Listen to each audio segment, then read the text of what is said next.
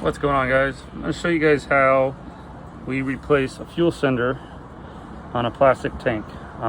You guys have to be extremely careful with these.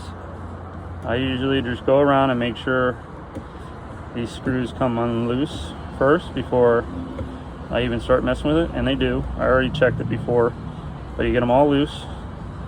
And these things also, just remember which way it was on these things, because these only go in one way. It'll look like you get it lined up, but then you don't. So you pull it out like that. Pull these. That's your sender wires. There's that. And voila. Sender comes out. It's a short sender, so we got to cut it back. Here's the new sender. I always get the long ones because usually when I dig into these things, I don't know exactly the size of the tank. So this one goes from 4 to 28 inches of a tank. I do recommend a lot of times using the WEMA system. They're a little bit nicer, but I couldn't get one in time because this boat needs to be done. So we're just going to do one of these. They work just as good. So it comes with a new gasket, new hardware. I recommend using all that. And then this is what I'm talking about, why a lot of times these tanks could be a little bit of a pain. These are inserts in here. These come loose over time. They will come loose if you over tighten them. And if that happens, you're in for a fun time. I've fixed them in the past, but it's still a pain in the butt. And yeah, so, and then also if you're working on a fuel tank, make sure it's not full, because then you're going to be having fuel going everywhere, and you don't want that to happen. So this sender, the way it goes together, it comes with all the hardware. The gold piece goes on, and then you just do this. We're going to cut this back quite a bit. Take your old sender, measure it. So basically, scoot this. It's very short.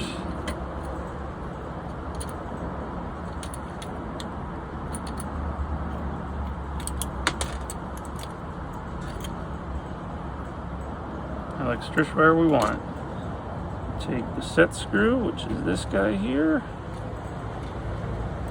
Screws in there, and then this is going to hold it in place. And then I recommend going out of the boat and cutting this and this out of the boat if you got to use a grinder or something, especially with fuel. So stay tuned. Alright, so now we got out of the boat and cut the sender. Here's the old one. Just match it up, make sure.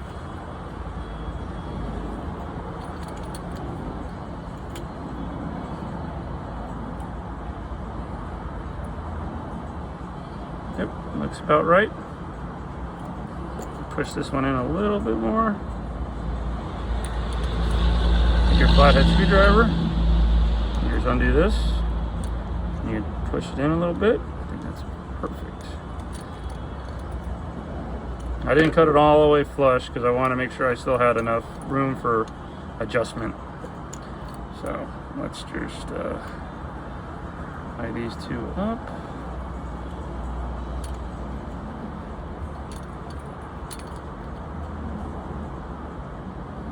Perfect. All we gotta do is just turn this, because you want it to all be the same, which looks like we're good. Okay, so now we take the gasket.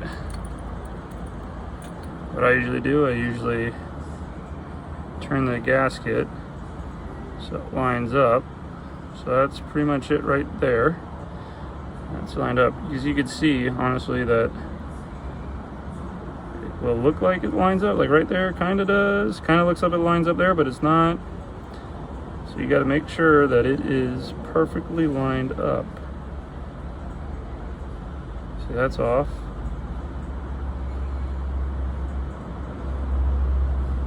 That's off. Honestly, what happens is you line up. That doesn't matter.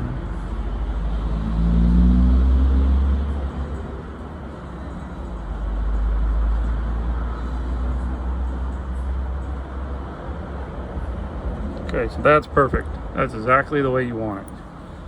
All I usually do is I take 2 pieces of my hardware, get them in there, get that one in there, and then I take another one, put it across from it.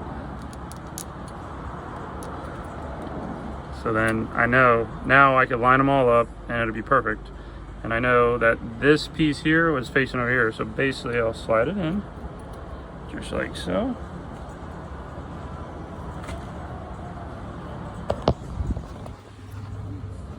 And line up the holes.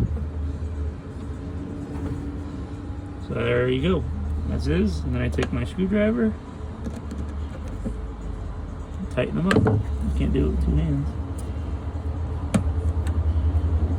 Start them by hand.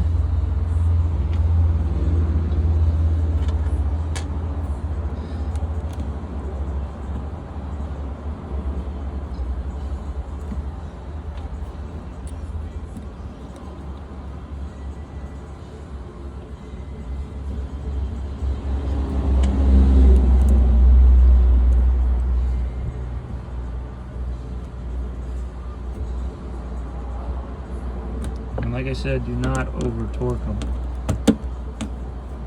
And you know what?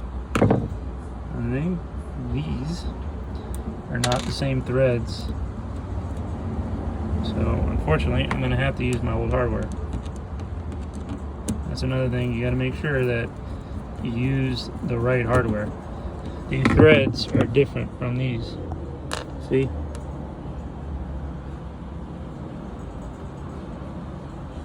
I believe these are metric, these are standard. So these are not gonna work in this. If you try to use these, you're gonna strip it out. That's why I started by hand. I didn't do any damage. Sometimes these senders come with 2 different sets of hardware because of this problem. So unfortunately, I gotta use the old hardware, which isn't a big deal.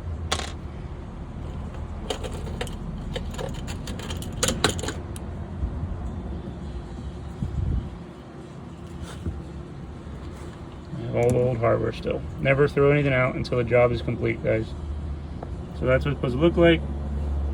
Ground goes here, and then the sender wire goes there. Just tighten these guys up.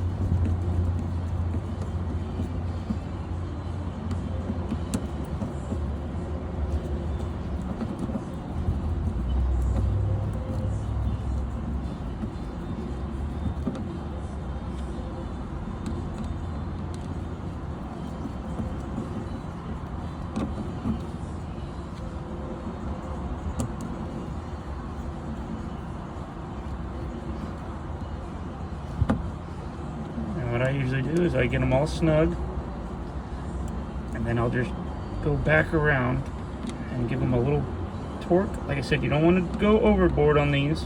What I usually like to do is just like to see that gasket kind of flange out a little bit when I torque them down. And the reason why I'm doing it by hand, now you guys all got your little impacts.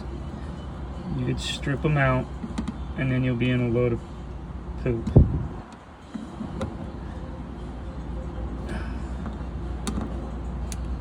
There you go. Take a look.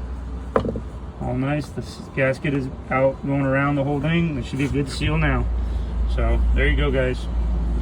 One of your tips. Fuel sender, remove and replace on a plastic tank. Alright guys, so we got our sender wires now we have to install.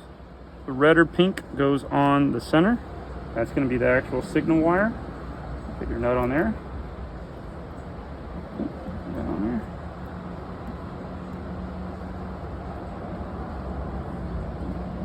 Usually 8mm socket wrench.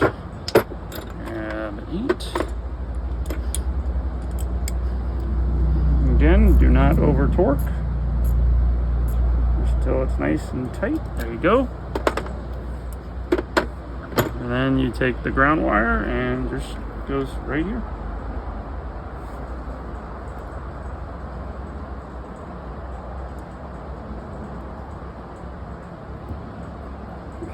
So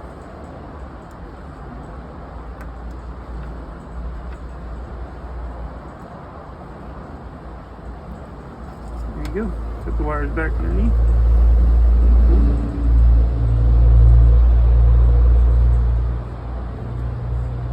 There. And there it is. Sender wire is all ready to go. Sender's done. Good luck, guys.